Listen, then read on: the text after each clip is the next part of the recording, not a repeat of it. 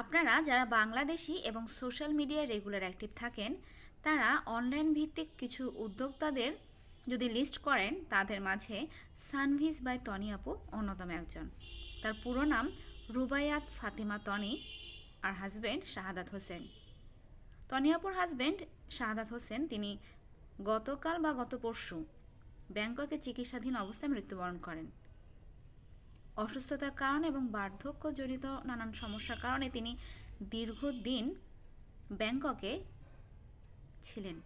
অনেকের পোস্টে দেখেছি তিনি ছিলেন আইসিইউতে। অবশেষে তিনি জীবন হারান, বা কি বলবো, এটা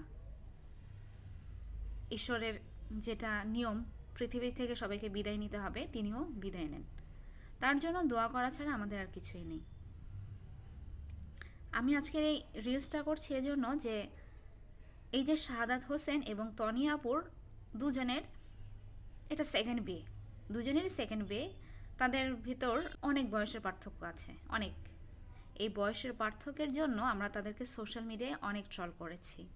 এখন কথা হচ্ছে, শাহাদাত হোসেন তখন মারা গিয়েছেন, কিন্তু তনি আপু আছেন, ইয়ং আছেন, আবার দুটো তার বাচ্চাও আছে, বড় মেয়ে সানভিজ আর ছোট ছেলেটা নাম জানি না সঠিক।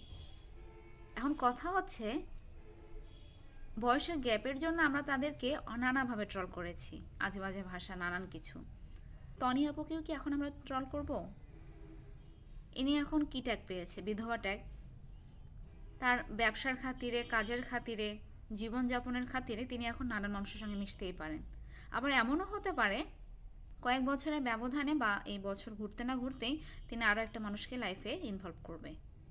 এটা মানুষের নেচার, সহজাত প্রবৃত্তি বা স্বাভাবিক, এটা হবেই।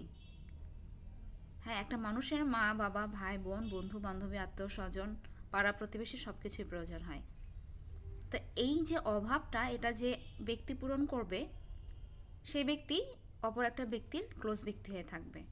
এরপর সেটা চিন্তা ভাবনা করে প্রেম, বিয়ে, রিলেশন, এগুলো নানান রূপ নিবে, আবার অন্য কিছু সম্পর্কের রূপ নিতে পারে। তা এখন আমরা তাকে নিয়ে কী করব? আমাদের কি করা উচিত? ট্রল করব? কি কমেন্ট করব?